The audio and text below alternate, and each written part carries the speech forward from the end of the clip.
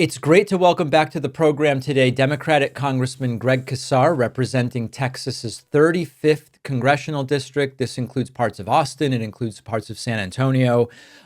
It's so great to have you back on, especially today, because we saw these tariffs very confusedly signed into law yesterday by the president. And we're hearing from people all over the country, including in Austin specifically, about how concerned they are as to what this will mean for the cost of everyday things, for the long term of the economy. Do you have a sense from inside the House of Representatives as to what Republicans believe is the long-term plan here, in terms of, is the idea to set a fire that they then put out and take credit for, or is there any long-term plan? To me, it always keeps coming down to Donald Trump wants to enrich his billionaire friends. He wants to threaten other foreign leaders or other people he feels threatened by in order to have them cut a check or be able to say he won in some sort of fight. And so at the end of the day, there isn't a real plan as far as how this is going to try to help the everyday person or the American worker. And from inside the House, a lot of Republican members of Congress, they didn't know exactly what was coming or what the plan is.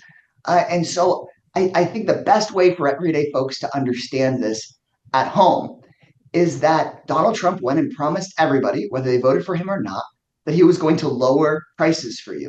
And he was clearly lying through his teeth. This is going to raise prices all across the economy for the everyday person, while Donald Trump's real priority continues to be in Congress not to have a plan to bring jobs here, not to lower prices, but to give billionaires another tax cut, to take Social Security away and be able to give it away to big corporations. At the end of the day, if you were an everyday worker, everyday consumer, Donald Trump lied to you, but the people he's not lying to are his donors and his billionaire friends. That's really the frame within which we can understand all of this. Which makes sense, but at the same time, I have to imagine that some of his billionaire friends who are heavily invested in the stock market are seeing the Dow down 1,500 points as you and I are talking right now, and are going to him or to people who can get to him and saying, what is this? What is, cut the crap, right? The counterpoint would be they get the wink, wink, nod, that this will drive down asset prices. They can swoop in and pick up shares far cheaper. But at some point, there has to be some pot of gold at the end of the rainbow, right? Or otherwise, wouldn't the billionaires also be saying this is no good? Right. And that's why we've seen him do this, announce a tariff one day, pull it back the next day. Or like we saw during the last administration, he sets up a big set of tariffs and then he creates exemptions for his friends or for people that are familiar with him, or people that didn't like him before that then come and change their minds and become Trumpers. And so that's what this whole scheme always seems to be about. I was just on the news and they showed me there an Eric Trump tweet where he said, if I was a foreign leader, want to be the first one coming and begging for mercy from his dad. And so that's what this keeps on coming down to. Look, Mark Zuckerberg being the perfect example. We saw this week. Mark Zuckerberg under investigation for monopoly activity, illegal white collar crime. You see Facebook, Meta buying up WhatsApp, buying up Instagram, trying to make sure that there's no competition to what it is that they do. Next thing you know, Mark Zuckerberg gives $25 million in a settlement, quote unquote, but ultimately it's $25 million cash to Donald Trump himself. Now it's his third visit to the Oval Office. Now he gets what it is he wants. So the Mark Zuckerberg, who, Donald Trump would lambast before, now they're buddies. And so that's part of how you can see all of this is that Donald Trump acts recklessly, acts erratically. People say, what is the plan here? Mm. And the plan on his part is to hold people hostage, whether it's American consumers, whether it is, a billionaire that he wants to come genuflect in front of him. And then at the end of the day, what he's trying to do is extract money for himself or his friends, or at some times just for his ego. You've made some criticisms about the Democratic Party that are very similar to ones that I've made. You've talked about Democrats losing their working class identity and needing to sort of regain that. You've criticized ideological purity tests that sometimes take place within the Democratic Party and sort of within the left. All criticisms I agree with you on. Is anything happening right now at the top level of the party that recognizes this to reorient into 2026? I think the perfect example of the party reorienting is what's happened over just the last 4 months around Elon Musk. You Hmm. can go and pull headlines, and I hope folks will go look it up. Just a few months ago, there were all sorts of headlines saying Democrats debating whether to buddy up to Elon Musk. Should the Democrats actually go right at Elon Musk and call him out for the grifter and liar he is, or should we say maybe he'll bring innovation to government? That was an active fight within the Democratic Party. And because there always have been, since I've been alive, some very corporate elements of the party that said, oh, maybe, this billionaire can be is kind of a role model and we shouldn't go after him. And I and others were really clear that if we want to reclaim the working class mantle of the Democratic Party and be a popular populist party again, there's no better opportunity than to go after the richest man on earth who is firing veterans, taking their salaries and stealing that money for himself and for his own contracts. There's no better villain than Elon Musk, who makes $8 million a day off of federal government contracts, who's then going out and calling Social Security recipients and Medicaid beneficiaries moochers. And we had that argument. And even all the way up to just a couple nights ago, the Wisconsin Supreme Court race, there were articles saying elements within the Democratic Party worried about whether this Elon Musk message will work. Well, we won that argument a couple of nights ago when we blew out Elon Musk in that race. And in fact, Elon Musk's own campaign spending, I think, backfired on him. And that's exactly what we want.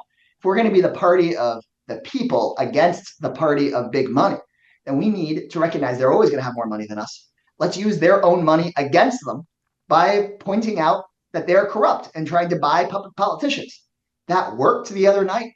And I think that is a hopeful direction for the Democratic Party. We haven't won that fight for the whole, around the whole party, but I think just in the last few months, there has been a consolidation of Democrats around fighting Elon Musk. And I think there will be more and more Democrats running for office now, whether they are more progressive or more moderate Democrats, Mm. on this more anti-corruption platform.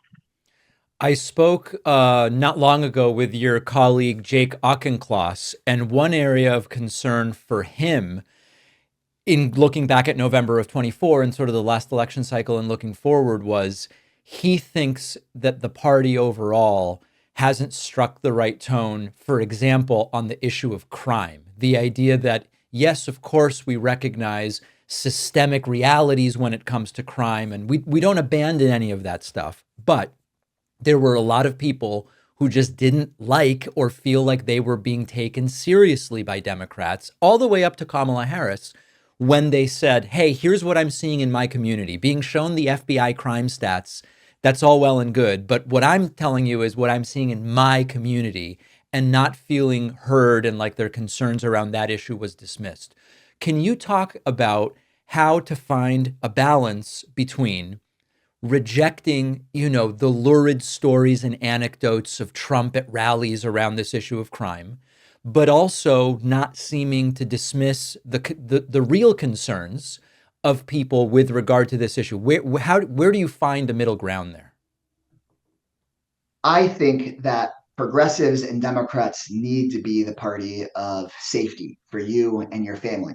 And where progressives, and I include myself quite a bit in this, have failed in the past is we try to say, well, we're the party of public safety and of civil rights, and we're going to be for your public safety, but civil rights violations, we just point those out as just wrong.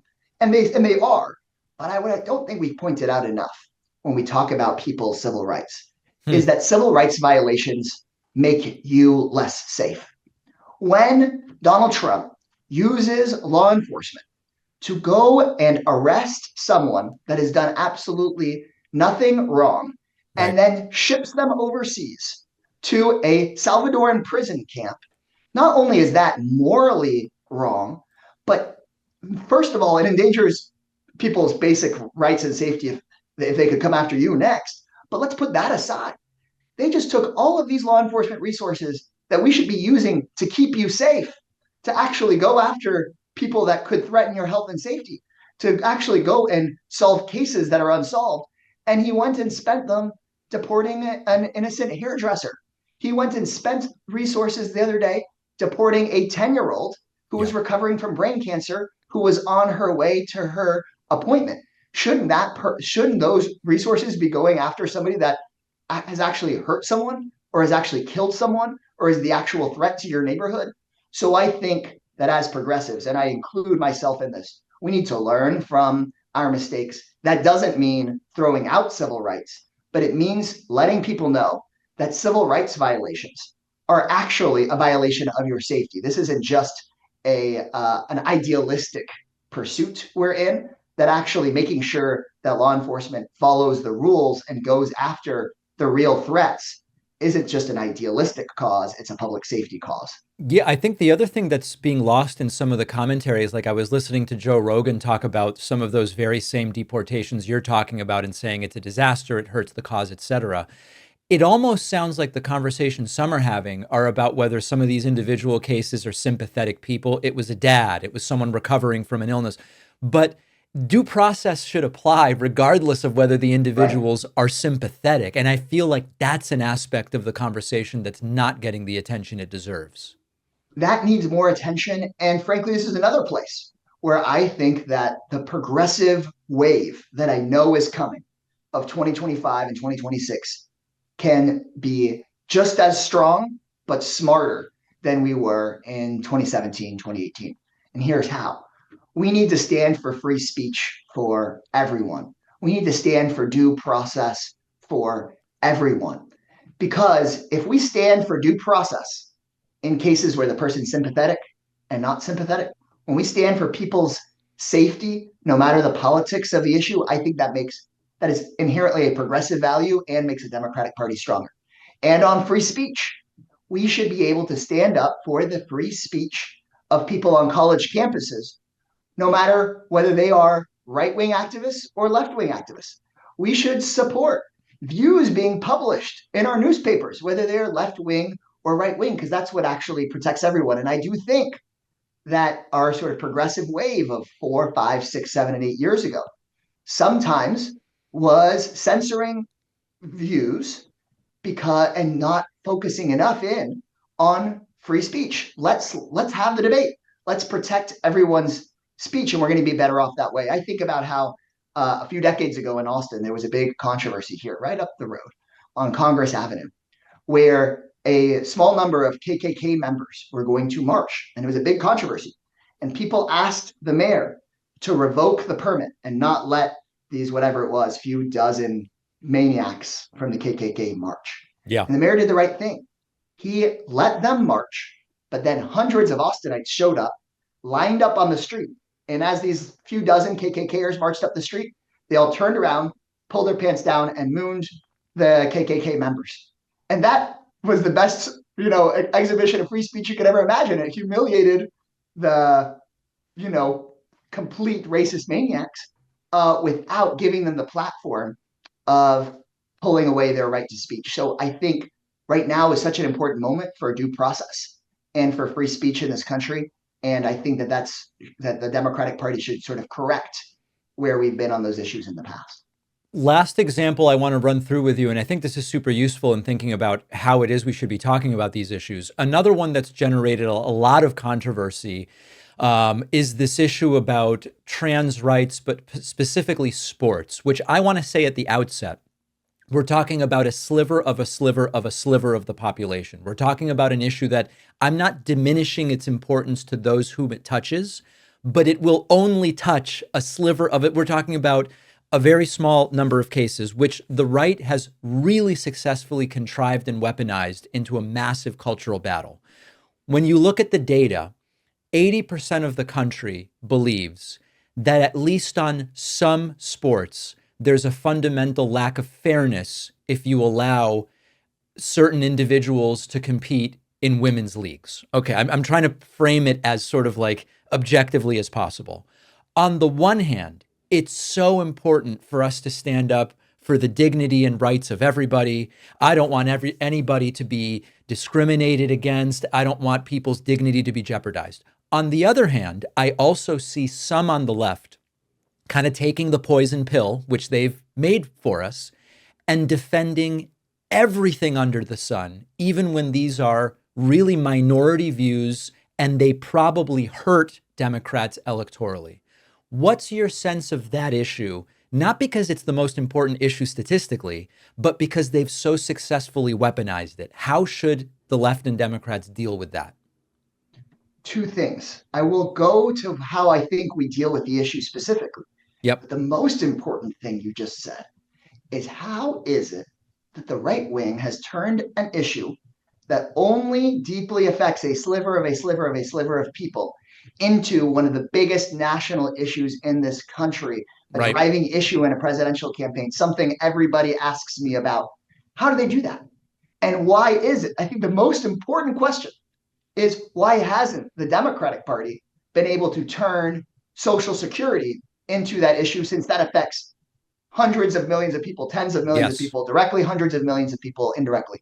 Why hasn't the left and progressives been able to turn healthcare into an issue at least that big, since the Republicans right now in Congress are trying to end Medicaid as we know it? Yeah. So I think the real core question is how and why is it that the right has turned this issue that, again, like you said, deeply affects the people it affects, but ultimately nobody whose door I knock on, Republican, Democrat, or independent, when they open up the door and I'm knocking on doors in the neighborhood, say, thank God this is what I want to talk to you about. Nobody Right. has ever done that. How have they managed to do that?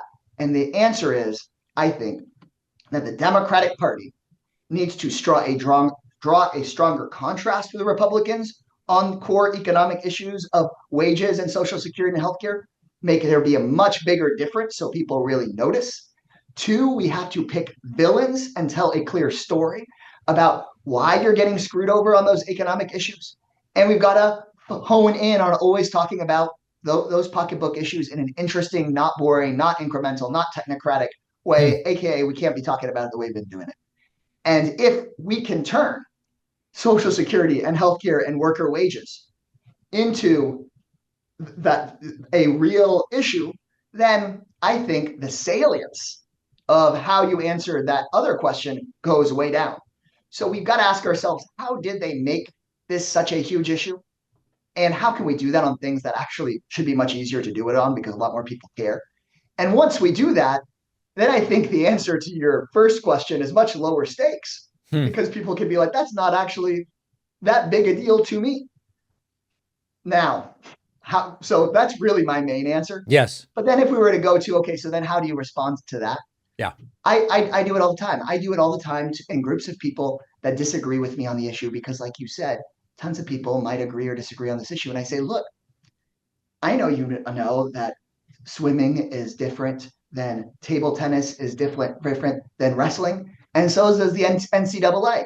And so the NCAA has a committee and they figure out what the appropriate testosterone levels are for people to compete. The Olympic Committee does too. And I'm just really not that interested in who really does Olympic swimming or not. I've never met an Olympic swimmer.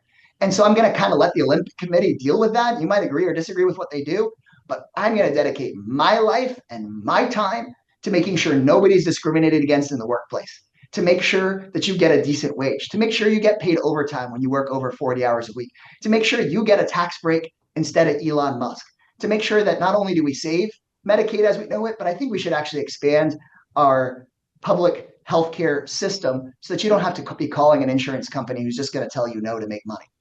And when I say that, it tends to break through and break beyond the person asking that question. That's really good. I like that. I'm going to think about that. We've been speaking with Congressman Greg Casar.